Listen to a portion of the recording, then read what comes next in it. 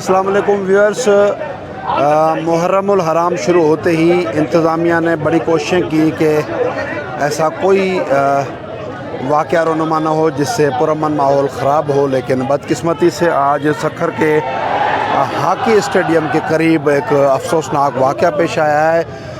یہ اس طرف اہل سنت جماعت کے کارکن ہیں، علماء ہیں، یہاں موجود ہیں، اور دوسرے اطراف اس وقت اہل تشیع کے جو مومنین ہیں وہ یہاں پر موجود ہیں، اور ایک دیوار پر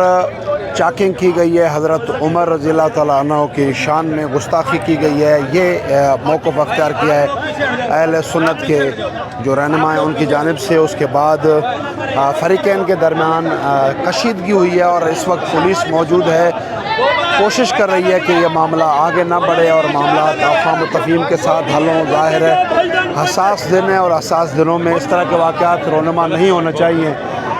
دونوں طرف سے جو رہنما ہیں انہوں نے اس واقعے کی مذمت کی ہے، لیکن بہرحال لوگ مشتعل ہیں، اور جو یہاں پر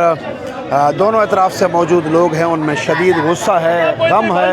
اور اس پتھراؤ کے دوران یہاں بتایا جا رہا ہے کہ کچھ لوگ زخمی بھی ہوئے ہیں۔ ظاہر ہے یہ سب سے زیادہ حساس معاملہ ہے، اور اس طرح کے معاملات جو ہیں اسے کسی صورت